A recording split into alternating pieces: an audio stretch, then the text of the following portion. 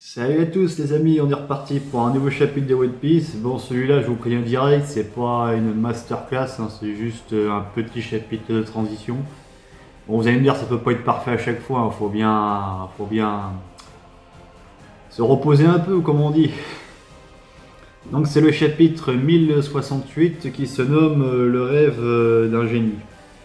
Donc le rêve de Vegapunk en l'occurrence. Et vous verrez qu'il a rien d'extraordinaire et bref, on va en parler. Donc la page de couverture continue, on est encore sur la froide odyssée des Germa Double Six, ça commence à devenir chiant en vrai. Donc c'est le 25e épisode si je dis pas de conneries, et on voit Jude et César qui scrapent un peu le chignon, mais bon ils vont former le groupe de scientifiques qu'ils avaient à l'époque je pense. Mais bref, je m'en bats complètement les couilles, hein, je vais pas mentir, ça m'intéresse pas. Je serais plus intéressé de savoir ce qui se passe du côté de l'eau et Barbe Noire, ou de Shanks, ou bref de tout sauf ça quoi en fait, c'est pas compliqué. Donc le chapitre il commence avec le Cypher Pole 0 ou Igis, je sais plus comment ils appellent ça, qui atterrissent sur l'île d'Egghead. Voilà, et puis du coup ils expliquent aux avatars de Dr Vegapunk qu'ils ont fait venir plusieurs CP, là, il y avait le 7, le 8, le 3 ou je sais plus quoi, enfin bref, il y en avait plusieurs. Et quand l'espace de 2 mois, à chaque fois, ils étaient toujours coulés les navires, ils comprenaient pas pourquoi, ça revenait jamais. Donc voilà, je pense qu'ils ont la réponse, ça va tout simplement parce qu'il est coulé avec les monstres marins, avec Alik et tout ça, voilà. Ils sont accompagnés d'un séraphin en forme de Kuma du coup. On a l'impression que les séraphins c'est devenu la mode, hein. C'est allez vas-y, j'emmène mon Pokémon avec moi et en avant gagnant. Ah, les séraphins en vrai je trouve ça trop craqué, j'en ferai peut-être une vidéo mais je trouve ça trop... ça me sort un peu de One Piece pour le coup, ça fait pas trop fantastique, là ça fait plus Terminator. Bref. Ensuite, on voit Kuma, le vrai du coup, qui est sur l'île de Ketetrave. Et il utilise le pouvoir du fruit du coussinet pour se téléporter, je pense du coup, sur l'île de Egghead. Et s'il fait vraiment ça, c'est que c'est franchement incroyable, parce que ça veut dire qu'il franchit même Raidline avec son pouvoir. De toute façon, on l'a bien vu sur l'archipel Sabondi lorsqu'il a échappé, lorsqu'il a éparpillé les Mugiwara aux quatre coins du monde, juste avec son pouvoir. Alors je sais pas s'il est éveillé ou pas, le fruit du coussinet. Mais si c'est le cas, je pense que c'est le cas quand même parce que je trouve ça énorme quand même de pouvoir envoyer des gens sur des îles à l'autre bout de la planète limite. C'est le meilleur pouvoir pour se téléporter n'importe où en fait, il n'y a plus besoin de bateau ou quoi que ce soit, ce fou il devrait trop chercher à mort quoi, enfin franchement, je le trouve trop craqué ouais. Donc bref, ouais, il a réagi je suppose à l'appel de Dr Vegapunk sûrement, et il est parti direct là-bas comme ça. Ça aurait été intéressant qu'il amène Dragon avec lui du coup sur l'île, mais bon. Bref, il a peut-être pas pensé sur le moment, ou peut-être que c'est un truc automatique. On sait pas s'il est encore vraiment humain ou si il est entièrement cyborg, on sait pas trop, c'est un peu bizarre. Il a l'air de... Ouais, je sais pas en vrai. Bref, on verra dans les chapitres suivants sûrement.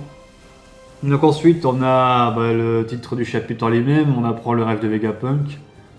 Alors pourquoi je dis qu'il avait rien d'extraordinaire? Parce qu'en fait, il veut que tout le monde ait de l'énergie à l'infini tout le temps. Donc là, il fait référence sûrement à l'électricité dans notre monde actuel que tout le monde peut avoir et qui en ce moment coûte cher d'ailleurs, on va pas se mentir.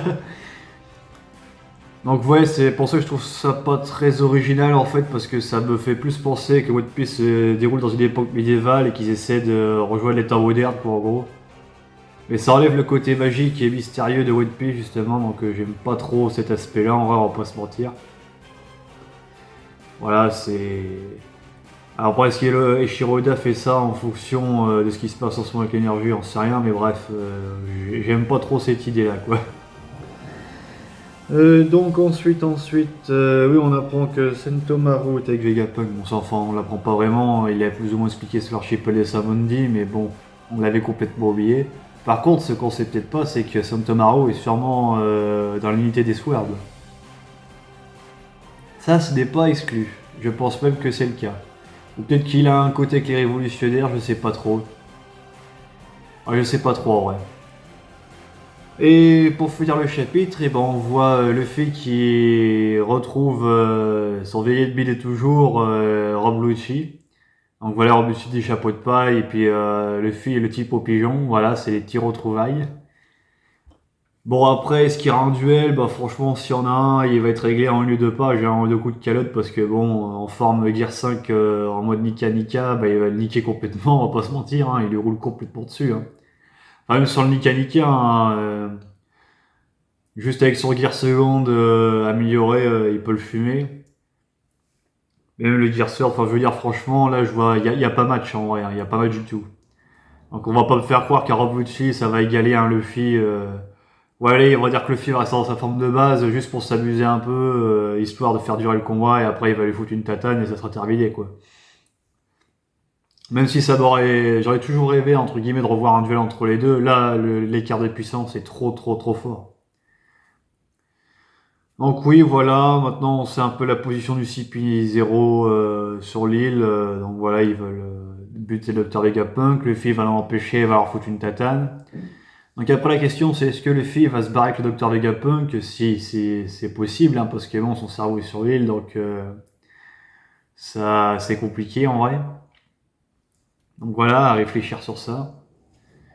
Puis voilà, j'ai pas grand chose à dire de plus sur ce chapitre les amis, donc je vous dis à très bientôt pour une prochaine vidéo. Ciao!